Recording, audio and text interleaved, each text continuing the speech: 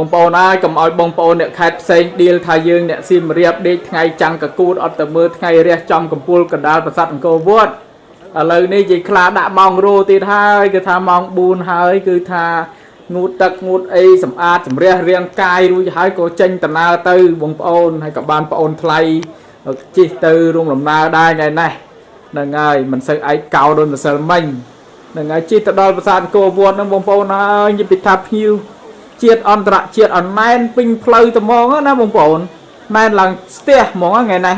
ថ្ងៃ22ណាបងប្អូនហ្នឹងហើយបងប្អូនទៅដល់ក៏ស្រាប់តែបងប្អូនអើយមានតឡើងទៅថតឯណាស្រួលហ្នឹងហើយដោយសារតែភ្ញៀវទេសចរជាតិអន្តរជាតិគាត់មកដល់មុនអញ្ចឹងណែនឡើងខាប់កន្លែងដែលយើងពងចង់ទៅថតហ្នឹងណាបងប្អូននិយាយពីថាគ្រប់ទឹកហើយអ្នកសៀមរាបយើងថ្ងៃនេះប្រហែលថ្ងៃនេះនិយាយពីថាភ្ញៀវទេសចររាប់ម៉ឺនអ្នកមកត្មងខាប់ដូចទឹកគ្រឿងហ្មងបងប្អូនហើយនិយាយពីថាបើសិនជាយើងទទួលបដិសណ្ឋារកិច្ចបានល្អភ្ញៀវទៅវិញប្រហែលជាប្រកបដោយស្នាមញញឹមរ៉េតឲ្យកម្ពុជាយើងជាប់ top 1 អញ្ចឹងណាបងប្អូនហ្នឹងហើយអញ្ចឹងយើងដែលជាអ្នកសៀមរាបអ្នកដែលមានទូនាទីបដិសណ្ឋារកិច្ចទទួលភ្ញៀវទេសចរអន្តរជាតិអីទាំងអស់នេះបងប្អូនបើសិនជាយើងរៀបចំបានល្អថែរក្សាភ្ញៀវឃាភ្ញៀវបានល្អច្បាស់ជាសៀមរាបយើងមិនដាច់ភ្ញៀវទេបងប្អូនហ្នឹងហើយបងប្អូនអើយនិយាយពីថាតាំងពីងើបពីកូវីដមកនិយាយពីថានេះហើយនេះមើលនេះបងប្អូនលើកនេះមកខ្លាំងត្មងភ្ញៀវមិនដឹងជាជិះមកពីណាខ្លះទេបងប្អូនអើយអញ្ចឹងបានថាយើងអ្នកសៀមរាបនេះកុំឲ្យចាញ់ភ្ញៀវបរទេសដែលថាមករាប់ម៉ឺនគីឡូម៉ែត្ររាប់ពាន់គីឡូម៉ែត្រជិះយន្តហោះអស់លុយអស់កាក់ជួលទេសនៈសពគ្រប់អញ្ចឹងណាអញ្ចឹងកុំឲ្យចាញ់គេហ្នឹងហើយប៉ុន្តែគ្រាន់ថាពេលថតថ្ងៃនេះដូចក៏មិនសូវជាឈ្នះគេទេបងប្អូនដោយសារតែយើងជើងកាមេរ៉ាយើងវាខ្លីហើយណាមួយបងប្អូនភ្ញៀវទេសចរយើងកកស្ទះច្រើនពេកទៅក៏យើងថតមិនសូវជាបាននឹងណូអីល្អទេបងប្អូនហើយតែគ្រាន់ថាមកមើលទៅព្រឺសម្បល់ហូរនិយាយពីថាម្នាក់រំភើបនឹងភាពអស្ចារ្យនៃអច្ឆរិយៈនៃប្រាសាទអង្គរវត្តរបស់យើងណាបងប្អូនណាខ្លះដែលបានមកទស្សនានៅប្រាសាទអង្គរវត្តព្រឹកនេះគឺថាពិតជារំភើបរីករាយអស្ចារ្យមែនទែនពីព្រោះតែថ្ងៃនេះគឺថាព្រះអាទិត្យរះចំកំពូលតែម្ដងបងប្អូនព្រឹកនេះគឺជាថ្ងៃទី22ខែមីនាឆ្នាំ2025បងប្អូន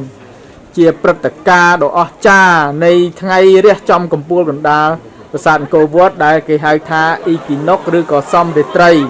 ដែលថ្ងៃនេះគឺជាថ្ងៃដែលព្រះអាទិត្យគឺថារះចំកណ្ដាលផែនដីណាបងប្អូនចែកយប់នឹងថ្ងៃស្មើគ្នាអញ្ចឹងណាបងប្អូនហើយថ្ងៃនេះគឺជាថ្ងៃដែលប្រាសាទអង្គរវត្តរបស់យើងគឺថាព្រះអាទិត្យរះមកចំអកំពូលតែម្ដងបងប្អូនបើថ្ងៃ21ម្សិលមិញរៀងល្អៀងទៅខាងត្បូងបន្តិចប៉ុន្តែថ្ងៃនេះគឺថាចំប្លង់តែម្ដងបងប្អូនហើយចំប៉ក់តែហ្មងនឹងហើយភ្ញៀវទេសចរជាតិអន្តរជាតិ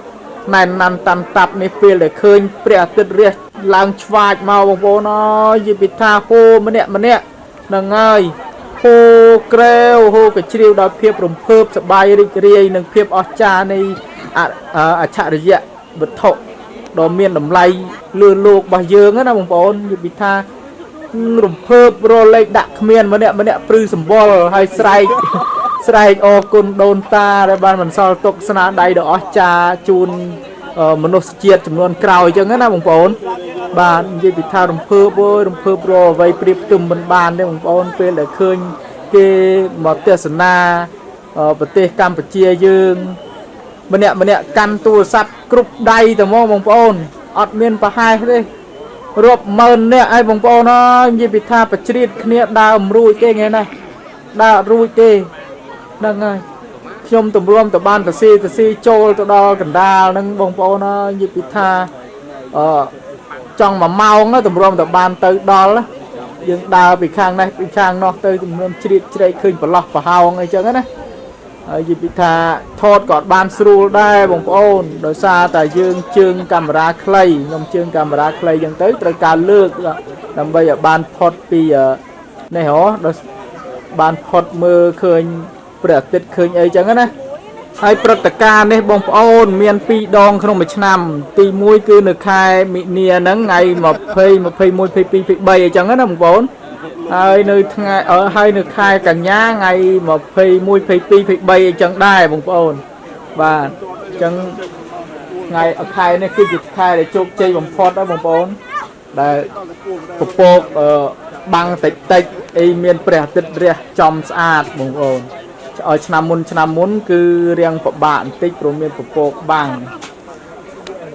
បាទថ្ងៃនេះគឺជាថ្ងៃទី2ហើយនៃព្រឹត្តិការណ៍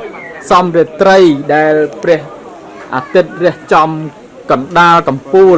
នៃប្រាសាទអង្គរវត្តដ៏អច្ឆរិយៈរបស់ប្រទេសកម្ពុជាយើងបងប្អូនឃើញតែរូបភាពនេះហើយឃើញថាអូមិនធម្មតាទេអង្គរវត្តរបស់យើងនេះបងប្អូននឹងគឺថាខ្លាំងជាងម្សិលមិញទៀតបងប្អូនខ្លាំងជាងថ្ងៃ21ទៀតណាហើយនេះគឺជាទស្សនវិជ្ជាដែលខ្ញុំថតផ្ទាល់ស្ដែងព្រឹកមិញបងប្អូនហើយនិយាយពីថាថ្ងៃចូលហើយក៏មិនបានថតស្រួលដែរបងប្អូនដោយសារតែជើងកាមេរ៉ាខ្ញុំវាខ្លីណាដល់ពេលបងប្អូនគាត់លើកដៃថតគ្រប់គ្នាអញ្ចឹងទៅខ្ញុំក៏ត្រូវត្រូវថតលេងកើតអញ្ចឹងណាដល់ពេលអញ្ចឹងវាត្រូវលើកកាមេរ៉ាឡើងទៅលើកជើងលើកអីទៅវាអត់នឹងអញ្ចឹងណាបងប្អូននិយាយពីថាភ្ញៀវទេសចរហូបងប្អូនអើយឃើញនិយាយពីថាម្នាក់ព្រឺរោមសម្បល់និយាយពីថាម្នាក់ព្រឺរោមអស់ហើយបងប្អូនទាំងខ្ញុំទាំងគេនឹងនិយាយពីថាអស់ចានមែនទេលំភើបអ្នកខ្លះគាត់ថាគាត់ថតតែ2 3សន្លឹកទេគាត់ឈរមើលភាពអស់ចាននឹងត្មងណាបងប្អូននិយាយថាអង្គរវត្តយើងនេះមួយភ្ញៀវទេសចរណាដែលថាមកមិនស្ញើសរសើរហើយចំព្រឹត្តិការណ៍ដ៏អស្ចារ្យយ៉ាងទៀតណាបងប្អូនអើយនិយាយពីថាម្នាក់ស្រែកអរគុណដូនតាដែលគាត់បន្សល់ដែលគាត់បានសាងសង់ប្រាសាទដ៏អស្ចារ្យបំផុតលើលោកអញ្ចឹងណាបងប្អូនឲ្យកូនខ្មែរចំនួនក្រោយក៏ដូចជាមនុស្សជាតិបានឃើញពីស្នាដៃដ៏អស្ចារ្យដ៏លេចគ្នាបងប្អូននេះហើយគឺថាប្រទេសកម្ពុជានេះហើយគឺជាទឹកដីដ៏អច្ឆរិយៈនៃមាតុភូមិខ្មែរពិភពលោកកោតស្ញប់ស្ញែងនិយាយទៅមិនថាតែប្រទេសយើងទេអ្នកចុះអ្នកផ្សាយព័ត៌មានសម្បីតែស្ថាប័នព័ត៌មានធំលើពិភពលោកក៏ចុះផ្សាយពីភាពអស្ចារ្យនៃប្រាសាទអង្គរវត្តរបស់យើងដែរជាពិសេសគឺព្រឹត្តិការណ៍សំរាត្រីនៅតែម្ដងបងប្អូនជួយសៀគ្នាដើម្បីឲ្យពិភពលោកនឹងបានស្គាល់កាន់តែច្បាស់អំពីកម្ពុជាសូមអរគុណបងប្អូនសម្រាប់ការតាមដានទស្សនា